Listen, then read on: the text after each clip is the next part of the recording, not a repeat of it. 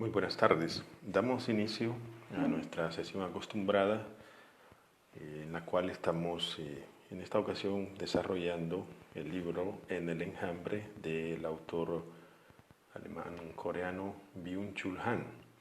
En esta ocasión vamos a afrontar el punto número 12 de este texto, titulado Cansancio de la información. Doy la más cordial bienvenida a todos los que nos siguen por medio de Facebook Live y agradecemos su presencia aquí en esta sesión. Cansancio de la información. El autor Byung-Chul Han tiene otro libro que se titula La sociedad del cansancio, donde desarrolla el tema del cansancio en la modernidad y posmodernidad en un modo mucho más amplio. Aquí va a hablar del cansancio de la información. Si se quiere, pues se puede profundizar más en su texto que estamos citando, la sociedad del cansancio. Si ustedes quieren, pues abundar más sobre ese tema. Aquí va a tratar simplemente del cansancio referido a la información. Byung-Chul Han inicia haciendo una alusión a Walter Benjamin, que es un filósofo alemán también muy connotado, y que en cierto modo Walter Benjamin en su momento habló de el shock que producen ciertas imágenes, ya sea en el arte como también en el cine, etc. Entonces Walter Benjamin introduce el concepto de shock, no solo él, pero él lo teoriza bastante bien, es decir, hay imágenes que nos golpean la vista. Va a decir Walter Benjamin, es muy famosa su interpretación, la interpretación que hace Walter Benjamin del cuadro El Angelus Novus de Paul Klee, que es un pintor suizo, alemán suizo también, que desarrolla pues esta pintura denominada el Angelus Novus, que es un ángel que va avanzando hacia el futuro, pero va con la mirada girada hacia el pasado, viendo pues el desastre que ha dejado la humanidad. Entonces Walter Benjamin hace una interpretación del tiempo y de la historia a partir del cuadro de Paul Klee, el Angelus Novus.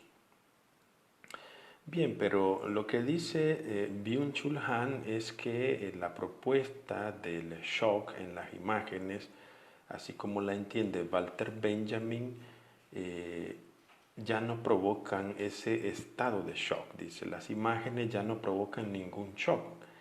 Y yo creo que en cierta manera podemos constatarlo nosotros, como la web está liberada, es decir, ustedes pueden encontrar cualquier tipo de imagen en la web.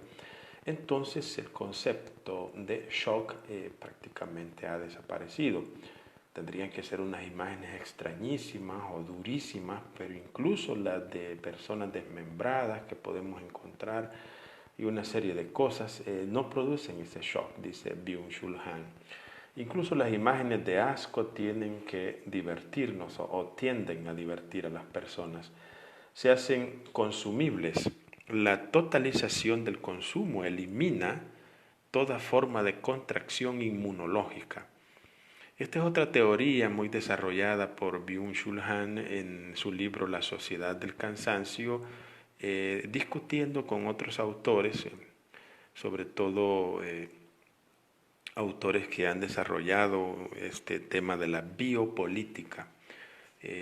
Byung-Chul Han discute con estos autores, sobre todo un italiano, con Roberto Espósito, que es quien mejor ha desarrollado y quien más le ha acertado al tema de la biopolítica, es decir, la correlación que existe entre la expansión de una bacteria o de un virus, biológicamente hablando, y el modo como es tratado ese problema desde el punto de vista del poder, es decir, de la política. Entonces Roberto Espósito es el que mejor lo ha explicado, aunque Byung-Chul Han no está totalmente de acuerdo con él, pero en este caso prácticamente la historia le ha dado la razón a Espósito. Entonces, Byung-Chul Han también entra en el argumento de la inmunología, es decir, les va a parecer raro tal vez a ustedes, pero hay toda una teoría inmunológica respecto al ejercicio del poder. Yo recomendaría pues los textos de Roberto Espósito para ese punto y de Byung-Chul Han para que vean cómo se discuten entre ambos. Pueden ver la sociedad del cansancio que allí afronta con mayor amplitud esta teoría. Entonces dice que las imágenes se hacen consumibles en la era digital. La totalización del consumo elimina toda forma de contracción inmunológica. O sea que nadie está inmune de eso. No fomentan la comunicación, una defensa inmunológica, sino el me gusta. En el sentido de que nosotros ya no nos protegemos de las imágenes, sino que muchas personas le dan incluso me gusta. El círculo rápido de informaciones acelerada, también el círculo del capital. La masa no filtrada de informaciones hace que se embote por completo la percepción y es responsable de algunas perturbaciones psíquicas. Entonces Byung-Chul Han va a decir que el tema de estar expuestos a las imágenes sin la experiencia de un shock, o sea, el verlas con normalidad, va a generar patologías en las personas. De hecho, menciona el IFC, que es el síndrome de la fatiga de información. IFC, se lo voy a escribir como solemos hacer para que ustedes puedan buscar, ¿verdad?, con sus celulares y sus computadoras este tema, pues que nosotros estamos proponiendo esta tarde. Vamos a ver, entonces vamos a quitarle esto. Bueno, aquí, vaya, ahí está, el IFS, ahí está, síndrome de la fatiga de la información.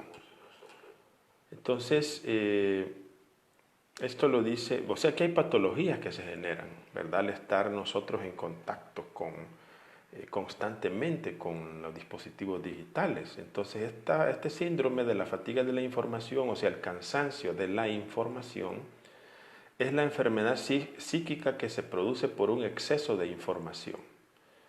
Y lo más terrible de todo, aunque no lo dice aquí Byung-Chul Han, es que si fuera toda la información verdadera, es decir, apegada a la realidad, no habría mayor problema, pero la fatiga se genera cuando nosotros buscamos información y muchas veces son noticias falsas, esas fake news que le llaman, son muy frecuentes. Entonces se genera un estado de ansiedad porque uno no puede saber si lo que se está diciendo es cierto, es falso. Entonces genera un estado de ansiedad. Claro que siempre, incluso en los medios tradicionales analógicos como la prensa escrita o la radio o la televisión, el problema siempre era el mismo, es decir, el dueño del canal de televisión, del medio escrito y de la radio pueden transmitir las imágenes que ellos quieran, según los intereses económicos, políticos o ideológicos que tengan. Lo que sucede, y en esto pues hay que dar razón a Byung-Chul Han, es que en la era digital la cantidad de material que hay que procesar es increíblemente grande. Por eso estamos diciendo que se generan ciertos estados de ansiedad patológicos, es decir, ya enfermedades, pues. Los afectados, dice, de esta enfermedad se quejan de crecientes parálisis de la capacidad analítica, perturbación de la atención, inquietud general o incapacidad de asumir responsabilidades. Este concepto fue acuñado en 1996 por el psicólogo David Lewis, ¿verdad? Entonces vamos también a ponerles el nombre del psicólogo por si acaso ustedes también quieren profundizar sobre esta materia. Ahí está, este es el nombre del psicólogo, ahí lo tienen. Bien, un síntoma principal del IFS, del síndrome de el cansancio de la información, es la parálisis de la capacidad analítica, En definitiva, es la capacidad de distinguir lo esencial de lo no esencial. O sea, cuando uno hace un análisis, lo que hace es discriminar. O sea, yo tengo 100 elementos que analizar. Entonces, no todos los elementos, por definición, pueden tener la misma importancia según el interés de búsqueda. Por consiguiente, yo debo discriminar. Discriminar quiere decir, pues, apartar este tipo de información y quedarme con la que a mí me interesa. Pues bien, hay personas actualmente que no logran hacer eso. Es decir, se pierden en la maraña, en la telaraña de la red digital, justamente. Entonces, se afecta negativamente la capacidad analítica de las personas, los que sufren ese síndrome del cansancio de la información. En definitiva, es la capacidad de distinguir lo esencial de lo no esencial. Más información no conduce necesariamente a mejores decisiones en la vida, ustedes lo saben. El conjunto de información por sí solo no engendra ninguna verdad, o sea, que yo ande buscando algo relativo, qué sé yo, a la arquitectura y me salen 1000 páginas, el que yo tenga 1000 páginas no me asegura nada todavía, el que tenga 1000 páginas seleccionadas. En un determinado punto la información ya no es informativa, sino deformativa, o sea, por acumulación, por demasiado material. La comunicación ya no es comunicativa, sino acumulativa. Empieza el fenómeno de la adición, o sea, se hace aditivo, no adictivo, que también es un fenómeno, no, aditivo, que se va sumando cada vez más información. El cansancio de la información incluye también síntomas que son característicos de la depresión, genera estados depresivos. La depresión es ante todo una enfermedad narcisista. Conduce a la depresión una relación consigo mismo exagerada y patológicamente recargada. El sujeto narcisista depresivo percibe tan solo el eco de sí mismo. O sea, está ensimismado en su problema, en su situación, y no sale de allí, no logra salir de ese narcisismo autoproyectado, es decir, que se mira a sí mismo. Nuestra sociedad se hace hoy cada vez más narcisista, dice Byung-Chul Han. Redes sociales como Twitter o Facebook agudizan esta evolución, pues son medios narcisistas, o sea, y son medios narcisistas también porque la imagen es muy importante. Hay personas que no ponen imagen, pero el narcisismo no se ve solo en la imagen, sino cuando uno publica algo en el Facebook o en el Twitter, en realidad está esperando que alguien le dé like o que alguien se interese por lo que uno está diciendo. No tendría sentido publicar algo para que nadie se interese. Ese no es la lógica actual. Entonces hay personas que entran en estados depresivos y no logran ese objetivo. Otro síntoma, dice Byung-Chul Han, es la incapacidad de asumir responsabilidades una vez que se ha saturado la persona del síndrome de la información. La responsabilidad es un acto que está vinculado a determinadas condiciones mentales y temporales. Presupone en primer lugar el carácter vinculante. O sea, una persona responsable sabe establecer relaciones, vínculos, y no tiene problema en hacerlo. O sea, es una persona que tiene estabilidad emocional. En cambio, los medios actuales de comunicación fomentan la falta de vinculación, la arbitrariedad y el corto plazo, del que ya hablamos. Falta de vinculación porque, aunque son redes, en realidad son individuos los que interactúan, a no ser que los individuos de la web tengan su propio grupo de trabajo y su propio grupo de incidencia, por ejemplo. La arbitrariedad y el corto plazo afectan mucho a las personas que tienen ese síndrome. La primacía absoluta del presente caracteriza nuestro mundo. El tiempo se dispersa como mera sucesión de presentes disponibles. O sea, no logra armar la correlación respectiva de voluntades que requiere, según Javier Zubiri, el concepto de historia. Historia necesita que varias libertades se pongan en relación para construir, digamos, un relato, para construir un proyecto, digamos, un proyecto histórico. Entonces, los individuos que no se vinculan no lo logran. Por eso es que se habla de que el tiempo se dispersa como mera sucesión de presentes disponibles. Y en medio de eso el futuro se atrofia necesariamente, porque el futuro pues está determinado en la visión capitalista por el presente. Se atrofia como un presente optimado. O sea, se agotan todas las posibilidades en el presente y entonces no dejamos nada para la concepción de futuro. O sea, si todo se resuelve en el presente, ¿qué sentido tiene el futuro? Esa es la pregunta. La totalización del presente aniquila las acciones que dan tiempo, tales como responsabilizarse o prometer. Porque ser responsable es con respecto a algo que yo debo hacer o a algo que estoy haciendo. Pero no se agota en el estoy haciendo, sino que el ser responsable supone también que las personas confíen en mí, pero pueden confiar no solo en el presente, sino que me pueden encomendar una actividad futura. Entonces el concepto de responsabilidad es afectado negativamente por el presentismo, es decir, por aquello que hay que hacer en este momento sin vincular la mente, sin proyectarla al futuro. Veamos el siguiente punto. El siguiente punto, punto número 13 de nuestro estudio es crisis de la representación.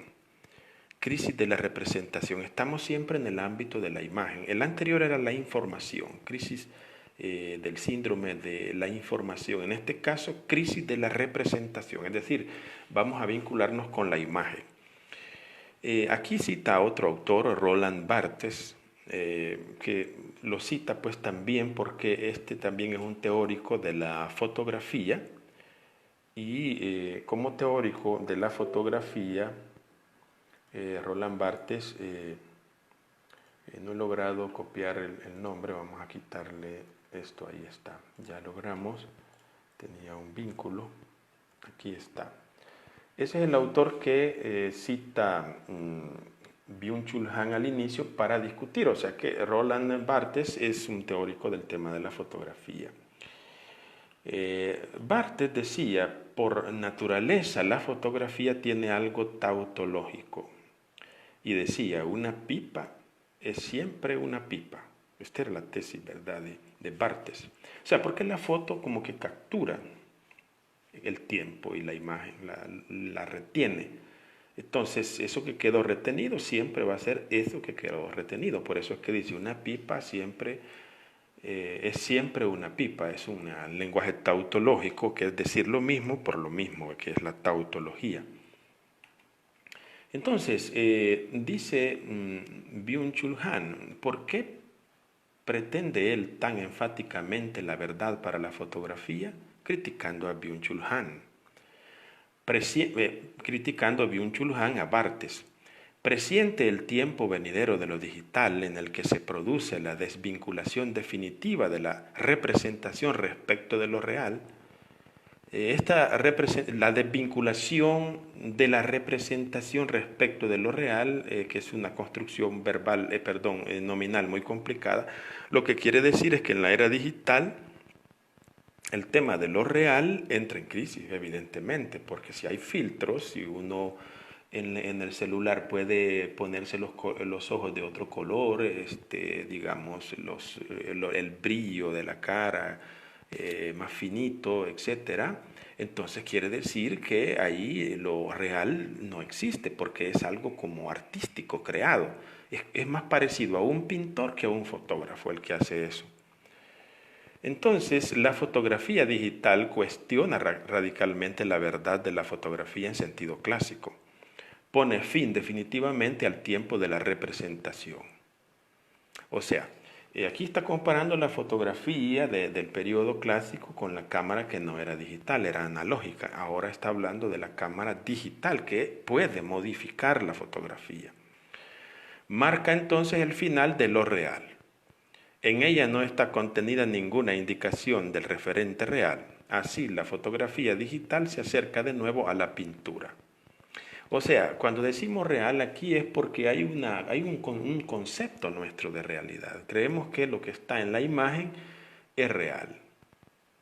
Esa es la presunción nuestra, pero no siempre es real. Es decir, el que tiene una cámara digital puede hacer un montaje y colocar un cuadro detrás de la persona, poner un escritorio más grande, más pequeño frente a sí, y entonces las personas pueden creer que es la realidad, pero no es la realidad. Y en todo caso podría ser una realidad virtual, o sea, manipulada por medio de programas y aplicaciones. En este sentido, estas distinciones hay que reconocerlas, ¿verdad? De este modo, la hiperfotografía abre un espacio autorreferencial, hiperreal, que está desacoplado por completo del referente real. La hiperrealidad no representa nada, más bien presenta. O sea, cuando decimos hiperrealidad, no queremos decir una superrealidad, no. Lo que queremos decir con hiperrealidad es un tipo de realidad que es manipulada, que ha sido trabajada. Entonces no solo es real, sino que además se ha trabajado sobre esa realidad y se ha construido algo que se separa de la realidad. Entonces ya no representa la realidad, sino que solo presenta algo que es la creación del fotógrafo o de quien ha trabajado la imagen. La crisis de la representación fotográfica, aquí viene un punto interesante, tiene su correspondencia en la política y en lo político. Así como hay dificultades para representar la realidad por medio de una fotografía o una imagen digital, así también esa forma de pensar en el mundo digital tiene un impacto en la política. Porque si todos trabajamos ya con imágenes digitales, entonces eso ya impacta en el modo no solo de ver la imagen, sino de ver todo el sistema social. Aquí hay un problema interesante, aquí hay un punto interesante. La psicología de masas de Gustave Le Bon, dice Byung-Chul Han, observa que los representantes en el Parlamento son peones de la masa de trabajadores, según Gustave Le Bon. O sea, ¿cómo le llamamos nosotros a los diputados? Son los representantes del pueblo, aunque a ustedes no les caigan bien o les digan de todo, ¿verdad? Les mienten la madre, pero en la teoría, ellos representan al pueblo. Eso es lo que dice la teoría. Y lo que estamos analizando es el concepto de representación. Primero lo vimos en la imagen, pero ahora estamos en la sede política. Entonces Byung-Chul Han dice que esta representación política es fuerte. Está vinculada inmediatamente a sus referentes. De hecho, defiende los intereses de la representada masa de trabajadores. O sea, si ustedes le preguntan a un diputado, al presidente de la República, si él o ellos están representando al pueblo, ¿qué creen que les van a responder? Obviamente, ambas partes les van a decir que están representando al pueblo. Ustedes pueden ver que ellos se pelean y además transmiten ese conflicto a la sociedad, para que la sociedad también se polarice, como para que tome partido, como cuando uno está viendo un partido del Barça y del Real Madrid. Pero en el tema político es mucho más complejo. Entonces, cada uno de los políticos asume que representa al pueblo. Pero estamos diciendo que aquí hay una crisis de representación. ¿En qué sentido? Hoy, dice Byung-Chul Han, la relación de representación está perturbada en todos los ámbitos, lo mismo que en la fotografía que acabamos de citar. El sistema económico político se ha hecho autorreferencial. El sistema económico político se ha vuelto autorreferencial. Ya no representa a los ciudadanos o al público. Este es un tema muy delicado. Ya no representa a los ciudadanos o al público. Los representantes políticos ya no se perciben como peones del pueblo, sino como peones del sistema, que se ha hecho autorreferencial. El problema está en el carácter autorreferencial del mismo sistema. La crisis de la política solo podría superarse por el acoplamiento a los referentes reales, a los hombres. O sea, eso es teóricamente. ¿Cuál sería la política más correcta? Sería la que representa a hombres y mujeres reales, con problemas reales.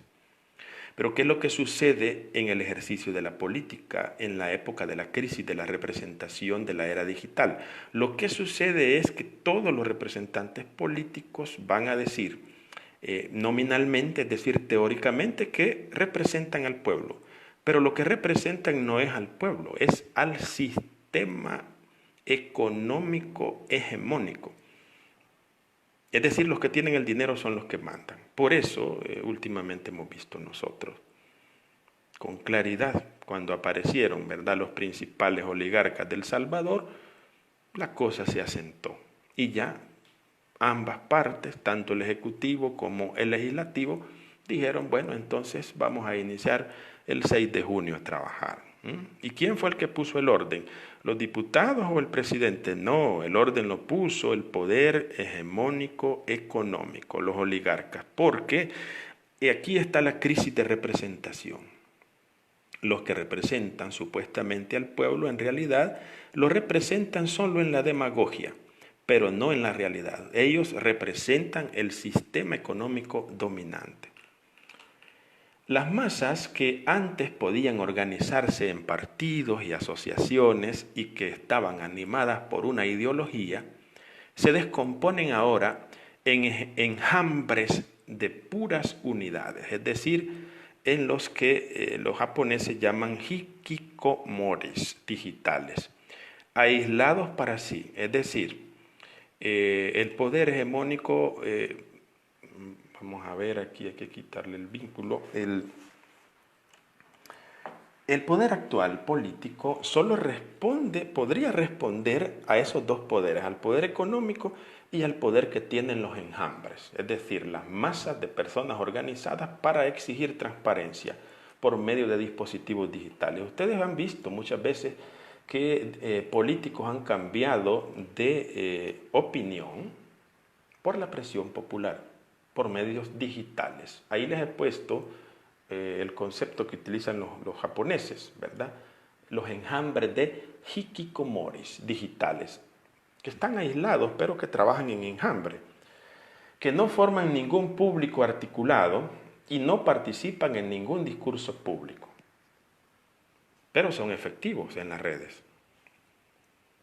Frente al sistema autorreferencial se encuentran los individuos aislados para sí, que no actúan políticamente.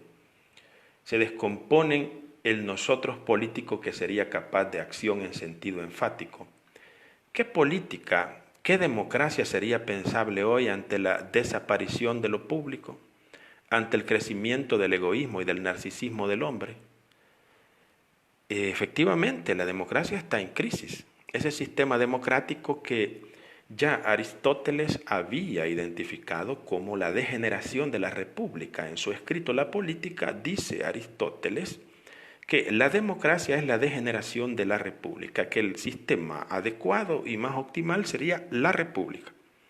Claro que el sistema nuestro dice que es democrático, representativo y le agrega republicano, con lo cual crea un ectoplasma, es decir, crea una figura que une democracia con república. En la teoría clásica, o sea, en la obra La Política de Aristóteles, eso no se confunde. La democracia es la degeneración de la república y no podrían convivir juntas, pero bueno, eso es en la teoría clásica. Ahora estamos en el siglo XXI.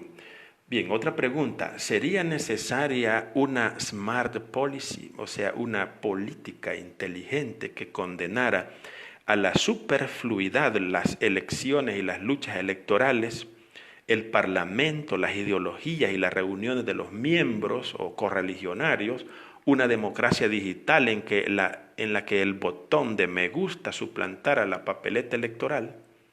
Son preguntas que se hace Byung-Chul Han y no son de ayer. O sea que esto ya está planteado. ¿Hacia dónde vamos nosotros en el tema de la política? ¿A presionar un botón para cambiar todo? Es decir, podría tener el enjambre el poder de determinar quién lo va a representar, o vamos a seguir en la forma clásica. Otra pregunta, ¿para qué son necesarios hoy los partidos políticos? Si cada uno es el mismo un partido, si las ideologías que un tiempo constituían un horizonte político se descomponen en innumerables opiniones y opciones particulares, si se unen los que antes eran enemigos, si no representan a nadie más que a los intereses económicos, ¿para qué sirve un partido? Entonces solo le queda su existencia legal, porque está en la constitución de algunos países como El Salvador, desde donde estamos hablando. O sea, tiene una existencia legal.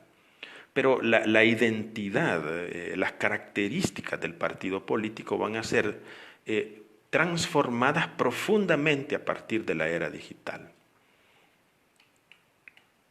¿A quién representan los representantes políticos si cada uno ya solo se representa a sí mismo en la era digital? Bueno, son preguntas que nos plantea Byung-Chul Han y que a mi modo de ver deberíamos intentar responderlas responsablemente. Bueno, ahí terminamos ese punto, el punto número 13, y ahora vamos al punto número 14. El punto número 14, del ciudadano al consumidor. Esto es lo que dice Byung-Chul Han, del ciudadano al consumidor. En los años 70 había en Estados Unidos un dispositivo de televisión con funciones interactivas, dice, denominado Cube, que servía, dice, para escoger productos. Entonces, así inicia ese punto, del ciudadano al consumidor. Es decir, lo que está planteando Byung-Chul Han es que se ha pasado de la condición de ciudadano a la condición de consumidor. Pero esa idea no es nueva, no es de él. Esa idea es de Zygmunt Bauman, la desarrolla en La modernidad líquida. Y además varios autores ya la han presentado. Voy a ponerles ahí, yo definitivamente no conozco este dispositivo del que habla Byung-Chul Han, no sé si alguno de ustedes lo conoce, se lo voy a copiar aquí para que ustedes puedan buscarlo, si es que les interesa, o si alguien conoce de esto, pues que nos cuente, ¿verdad? ¿Cómo es eso? Ahí está. Entonces, estamos diciendo que existía ese dispositivo que era más analógico, no era todavía avanzado como ahora, pues que ustedes entran a unas páginas y pueden escoger el producto y se lo llevan a sus casas pagando con la tarjeta de crédito, etc. Pero existía ese dispositivo que se podía escoger. Dice Byung-Chul Han, no es posible experimentar inmediatamente las consecuencias de mi decisión. Así, toda decisión existencial lleva consigo una duda, inevitablemente. Va acompañada de demoras y titubeos, toda decisión existencial. Pero él lo que quiere decir es que toda decisión en la época digital, en la parte comercial, tiene unas consecuencias. Flusser, Vidén Flusser, que ya ha sido citado en estas clases, partiendo del sistema Cube, se imagina una democracia futura. Cree que el Cube hace posible una democracia directa del pueblo, o sea que Vidén Flusser hipotiza en sus escritos que en el futuro la democracia va a ser directa. Es decir, que con dispositivos digitales nosotros vamos a poder elegir a nuestros representantes, como se suele decir en la teoría clásica. Ya existen votaciones con sistemas digitales, pero de lo que está hablando Vidén Flusser no es solo de aparatos electorales, no, están hablando de que la democracia sea directa, es decir, que no pase por propagandas políticas, por partidos políticos, sino que eso se va a organizar en las redes digitales. Entonces, Flusser maneja la idea de una democracia desideologizada, en la que cuentan solamente el saber y la competencia. En esta democracia desideologizada, los políticos son sustituidos por expertos que administran y optimizan el sistema. Y así se hacen superfluos tanto los representantes como los partidos políticos. Eso dice Bidenflusser y que es retomado por Byung-Chul Han. No sé qué piensan ustedes de estas teorías, ¿verdad? De estas propuestas. Hoy, dice Byung-Chul Han, se ha hecho realidad aquel sueño de Flusser. La política es en cierto modo un asunto accesorio. El botón de me gusta es la cédula de elección digital. Internet o el smartphone son el nuevo local electoral. Fíjate qué interesante. O sea, dice el local electoral, el edificio donde está el partido ubicado, es anacrónico. Ahora, la ubicación o el no lugar, como diría Marc Augé, está ubicado en el smartphone. Ahí se toman las decisiones políticas y el clic del mouse, del ratón o una breve pulsación sustituyen el discurso. O sea que esos discursos largos, esos panegíricos que hacían en la época clásica, que prometían puentes donde no habían ríos, eso es anacrónico. Hay gente que todavía cree en eso, pero vaya, esa gente hay que hacerle un llamado de que estamos en otra época. Esos discursos trasnochados, ¿verdad? Y románticos de la política hay que irlos superando porque estamos en la era digital. La democracia directa del pueblo. En Flusser, lo mismo que su idea del enlace reticular, ostenta rasgos utópicos. En contra de su creencia, la decisión política en sentido auténtico es siempre una decisión existencial. Imagínate. O sea que eso no se ha perdido, dice Byung-Chul Han. Todavía la política significa algo para las personas. La política, no los partidos políticos. O sea, eso de vivir en la polis, y como el tema es que alguien administra la polis y son los políticos, ¿verdad? Y los delegados del pueblo, entonces todavía es importante. Precisamente en la pantalla de Cube está suprimida la distinción entre elegir y comprar. Se elige como se compra. De este modo la musa, entre comillas, la diosa, se muestra como shopping. No es mi apellido, veamos, algunas personas me dicen padre shopping, pero no, yo no voy de compras, mi apellido es Chopin, así se pronuncia, pero dice que la diosa, dice Byung-Chul Han, en la era digital es shopping, comprar, esa es la diosa. Su sujeto no es el homo ludens, sino el homo economicus. Su sujeto no es el hombre que juega, sino el hombre económico. La compra no presupone ningún discurso. El consumidor compra lo que le gusta y punto.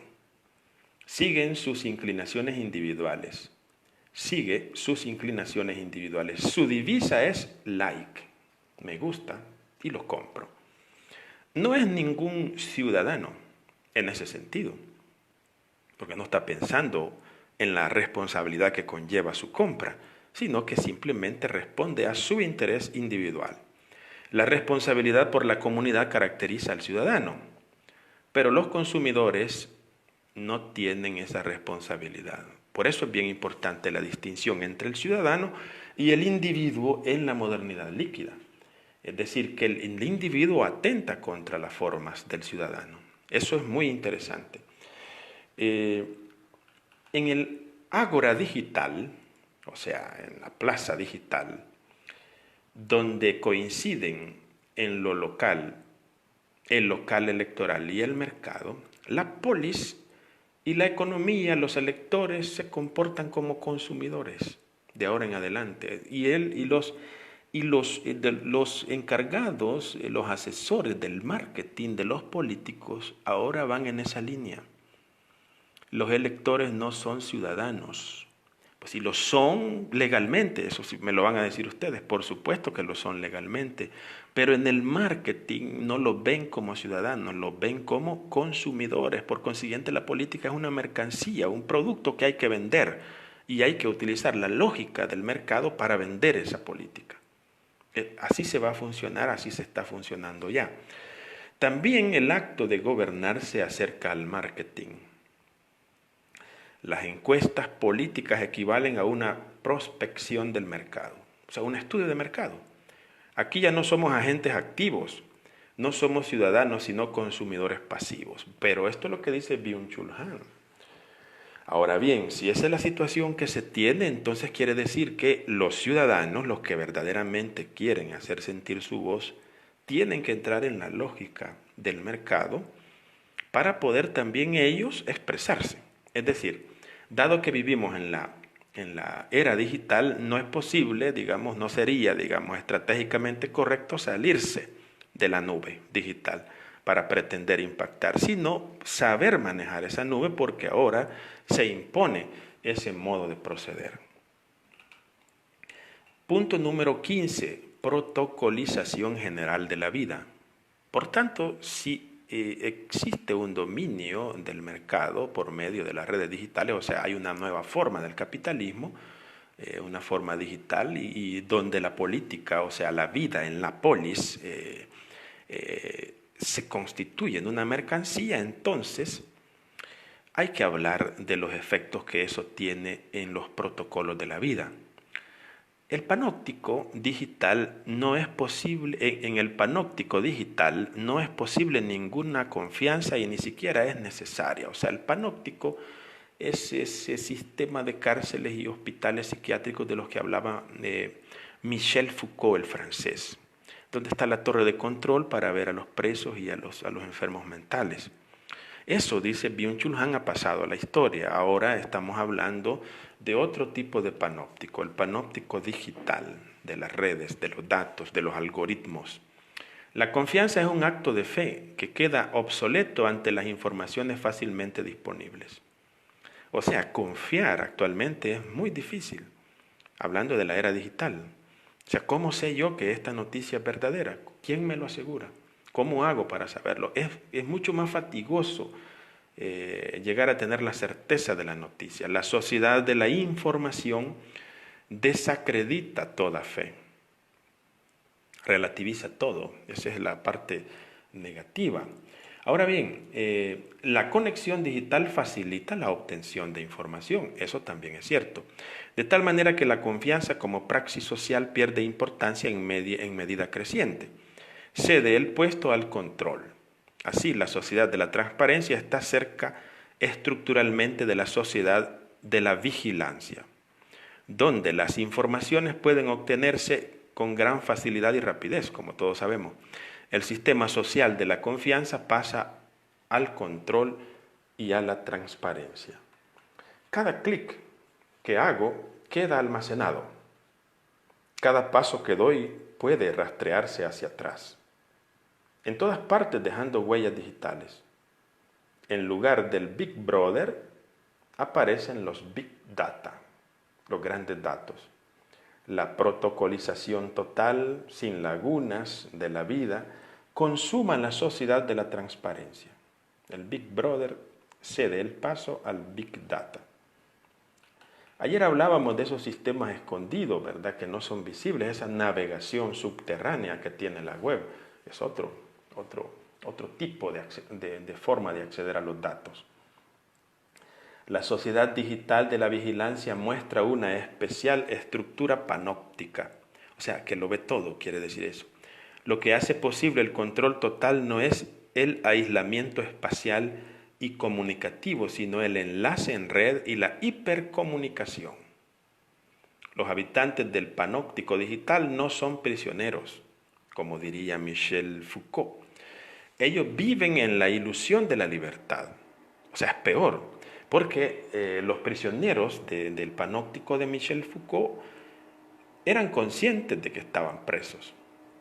Actualmente, dice Byung-Chul Han, estamos presos en la red digital, en el sistema digital, pero nosotros, la percepción que tenemos no es que estamos presos, sino que somos más libres, que somos libres. Pero el control, dice, es peor que el tema antiguo de la vigilancia. Ahora, cada clic que yo doy queda registrado, queda en un banco de datos. La propia explotación es más eficiente que la explotación ajena. Entonces, porque ya va unida al sentimiento de libertad. Es decir, yo me autoexploto, es decir, también hay posibilidades de desarrollo, pero el trabajo en casa que estamos haciendo es el ejemplo más claro, ¿verdad? O sea, lo hago voluntariamente. Vigilancia y control son una parte inherente a la comunicación digital. Lo peculiar del panóptico digital consiste en que comienza a desaparecer la diferencia entre el Big Brother y los habitantes. Aquí cada uno observa y vigila al otro. No solo nos vigila el servicio secreto del Estado. Empresas como Facebook y Google trabajan ellas mismas como servicios secretos. A veces estas empresas como Facebook y Google tienen mucho más datos que las agencias de inteligencia. Las empresas espían a sus empleados. Los bancos, por ejemplo, examinan con lupa a potenciales clientes de crédito. ¿Cómo hace un banco para saber mi número de teléfono celular si yo no se lo he dado a ningún banco?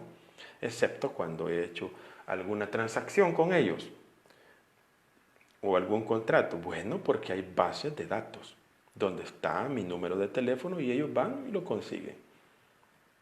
Y saben mi nombre además. Cuando me llaman, buenos días, tengo el gusto de hablar con don Juan Vicente Chopin.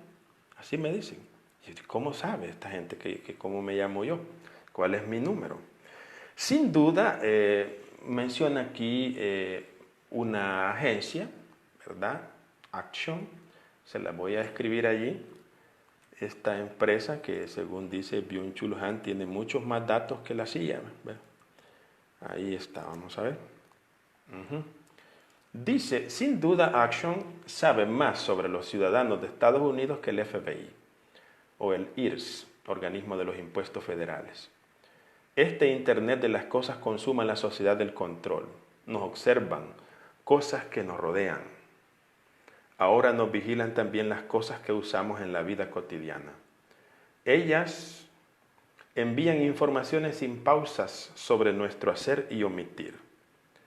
Es más, las gafas de datos transforman el ojo humano mismo en una cámara de vigilancia.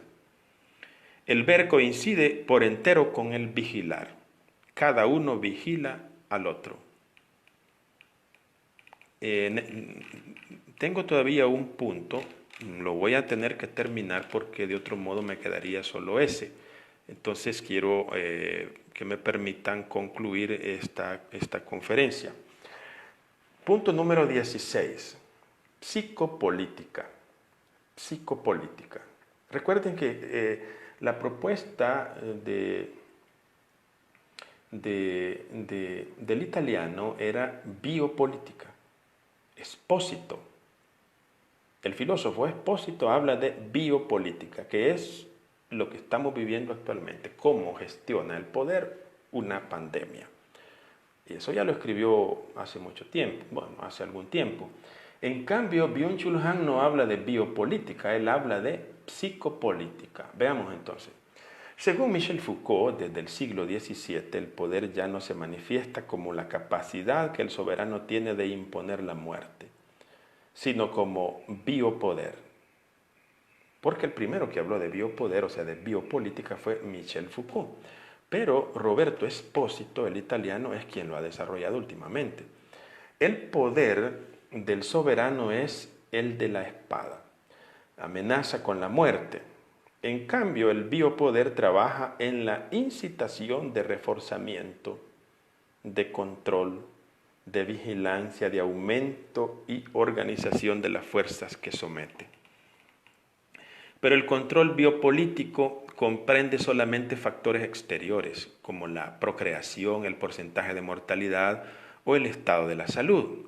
No está en condiciones de penetrar o intervenir en la psique de la población. También el Big Brother, en el panóptico de Bentham, conserva solamente la conducta externa de los habitantes silenciosos, sin lenguaje, sin pensamientos, permanecen ocultos, sus pensamientos permanecen ocultos para él. Dice Byung-Chul Han que eso ha cambiado, o sea, la biopolítica ha cambiado, dice. ¿Y qué es lo que piensa Byung-Chul Han? Hoy se realiza, dice, otro cambio de paradigma. El panóptico digital no es ninguna sociedad biopolítica disciplinaria, sino una sociedad psicopolítica de la transparencia. Y en el lugar del biopoder se introduce el psicopoder.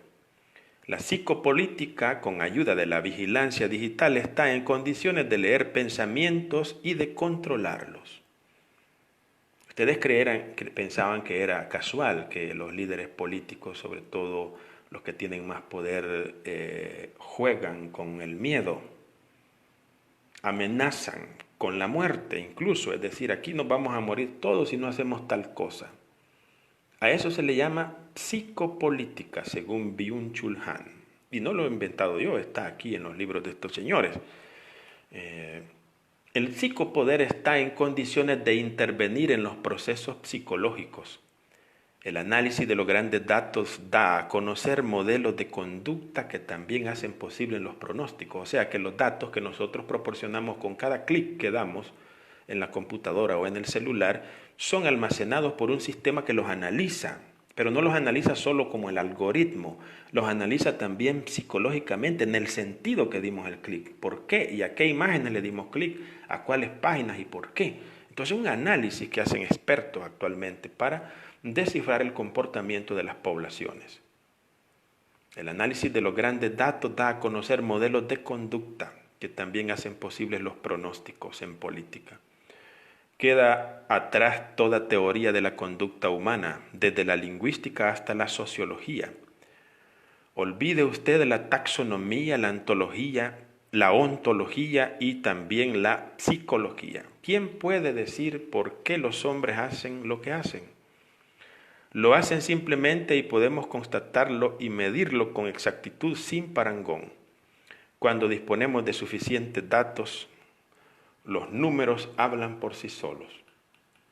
La teoría es un constructo. Aquí se mete Byung-Chul Han con el concepto de teoría de la ciencia. Que la teoría pues, es una especie de guía que acompaña al investigador. O sea, son supuestos que todavía necesitan comprobación según la teoría de Thomas Kuhn en su libro La estructura de las revoluciones científicas. De esa teoría es que está hablando. La teoría es un constructo, un medio auxiliar que compensa la falta de datos. Cuando disponemos de suficientes datos, la teoría es superflua, dice Byung-Chul Han. Yo no estoy de acuerdo, pero él dice que la teoría es superflua cuando ya tiene suficientes datos. Eso pues en la sede humanística para nosotros no es concebible. Sin embargo, él cree que es así. La posibilidad de sacar modelos de conducta de las masas a partir de los grandes datos marca el comienzo de la psicopolítica digital. Lo que no podemos es refutar a Byung-Chul Han en cuanto que el tema de los datos sí está en la red, en la nube digital. Ahí están todos nuestros datos y por consiguiente pueden ser analizados psicológicamente desde un punto de vista político. El psicopoder es más eficiente que el biopoder, por cuanto vigila, controla y mueve a los hombres no desde fuera, sino desde dentro. La psicopolítica digital se apodera de la conducta social de las masas, pues echa la zarpa en su lógica inconsciente, o sea que la psicopolítica no advierte a la población de sus procedimientos, porque no juega con el estado consciente de la persona, a no ser para manipularlo, sino que juega con el subconsciente y el inconsciente de la persona. La sociedad de la vigilancia digital, que tiene acceso al inconsciente colectivo, al futuro comportamiento social de las masas, desarrolla rasgos totalitarios. Nos entrega a la programación y al control psicopolíticos. Con ello ha pasado la época biopolítica. Hoy hacemos rumbo a la época de la psicopolítica digital. Y así hemos concluido nuestro curso de acercamiento, una aproximación al señor Byung-Chul Han, sobre todo su texto En el enjambre. Vamos a ver qué nos dicen ustedes ahora en esta ocasión, ¿verdad? ¿Qué comentarios tenemos para que podamos interactuar un poco? Saludos a todos los que están conectados, ¿verdad? A todas los que están conectadas también. Nos da mucho gusto que estén aquí con nosotros. Carlos Morales, si todos estamos afectados por el IFS, nos atrofia el pensamiento y la capacidad de análisis. ¿Hay alguna manera de cómo afrontarlo o evitarlo? Carlos Morales, le debo esa respuesta porque yo no soy psicólogo ni psiquiatra. Entonces la respuesta tendría que darla a alguien de esa especialidad.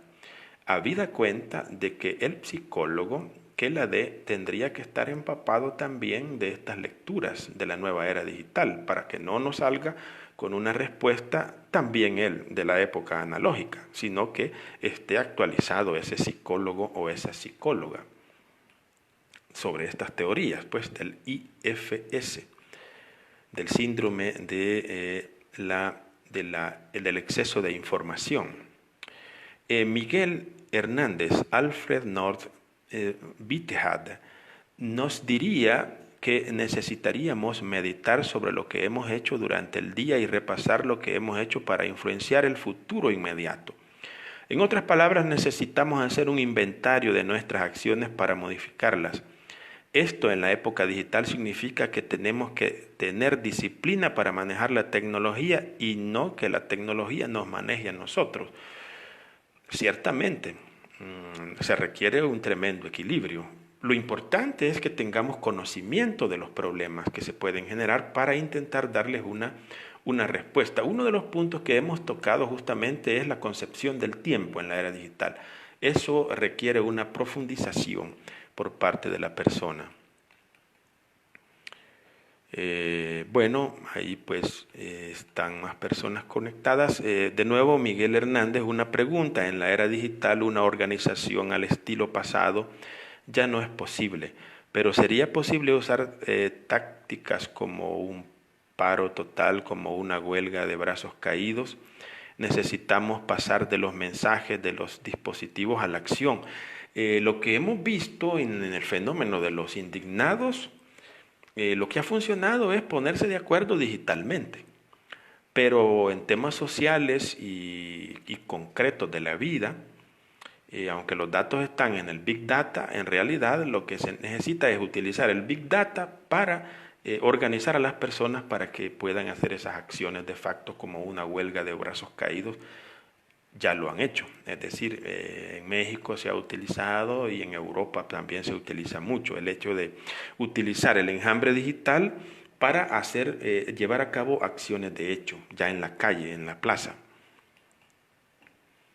Lizardo Rivas, respondiendo a Miguel, ¿verdad? ¿Es posible que la organización se lleve a cabo a través de los dispositivos electrónicos sin necesidad de reuniones presencialmente, pero lleva otras dimensiones? Ahí tiene una respuesta, sí, eso es lo que estamos diciendo.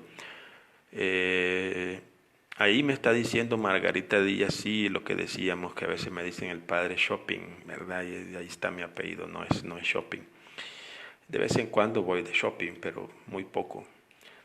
Vamos a ver qué nos dice Salvador Meléndez. ¿Se puede considerar que falta un elemento clave y determinante en la posible reapertura del 6 de junio más poderoso que la oligarquía? El embajador de Trump. Sí, debe estar por ahí, porque ellos trabajan en comunicación, ¿verdad? Postdata, antes que los oligarcas llegaran a Capres, el embajador publicó un Twitter la orden del acercamiento de los órganos de Estado y empresarios para trabajar en la reapertura. Sí, esos son los poderes que están detrás. Aquí el gran desafío que muchos nos hacemos es la base popular, o sea, el pueblo. ¿Cómo puede empoderarse el pueblo? Porque el pueblo normalmente a veces sigue las directrices que le dan las aristas de poder. Bueno, y las personas tienen derecho a expresarse, ¿verdad? No podemos ir contra eso, pero es importante por lo menos saber que la realidad que nosotros vemos tiene otra realidad subterránea que es la que realmente maneja los hilos. Y es el verdadero poder. Por tanto, tiene el ciudadano que evitar caer en la manipulación de enfrentarse unos con otros para perder de vista cuál es el objetivo que hay que conseguir, que no está visible el objetivo. Alguna vez aparece, como apareció la gran empresa, la oligarquía de mayor peso, los grupos empresariales de mayor peso en El Salvador. Ellos son los que mandan. Entonces, la polarización social es el distractor para que las personas no logren visualizar de dónde emana efectivamente el poder. Miguel Hernández: se ha perdido el concepto de lo político, ya que todo lo político tiene que ver con la vida de los seres humanos. La educación en este caso es necesaria para que no caigamos en el error de pensar y creer que los funcionarios son políticos.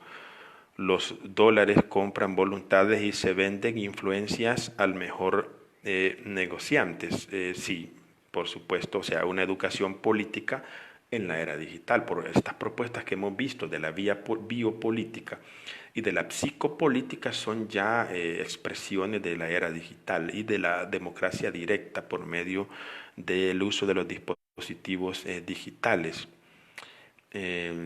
Margarita Díaz: no tenemos una defensoría si el producto que adquirimos nos sale defectuoso. ¿Qué más?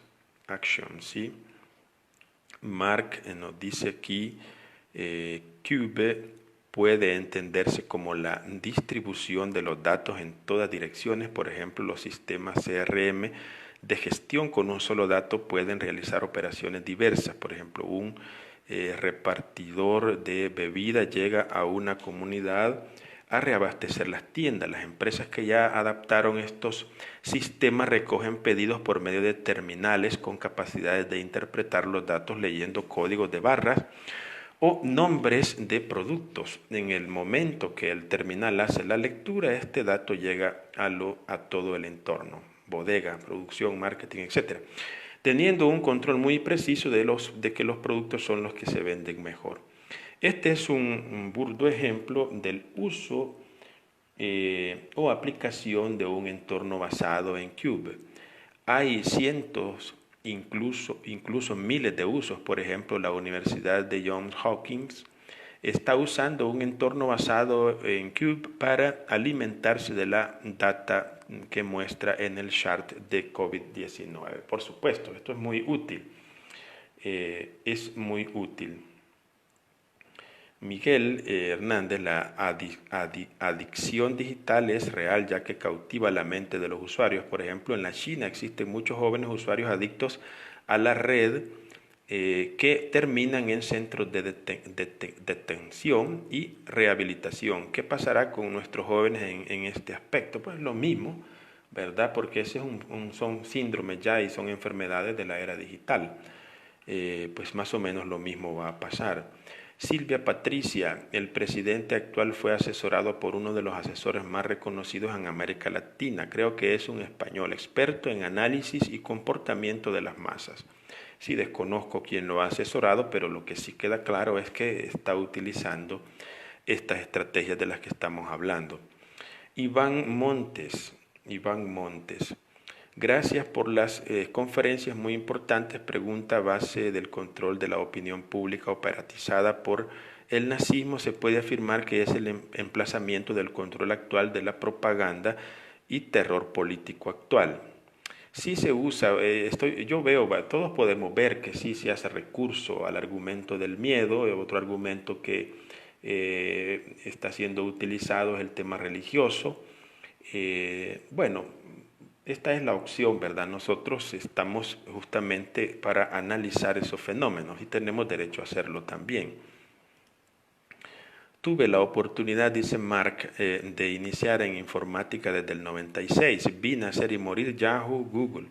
Y definitivamente puedo cerrar mi opinión a que Internet y todo lo que comprende, al menos de momento, no deja de ser una herramienta. El uso que le demos dependerá de lo primitivo o fundamental. Una crianza o educación adecuada hará que quien use las herramientas lo haga de manera correcta. El problema para mí no debe erradicarse en la nube,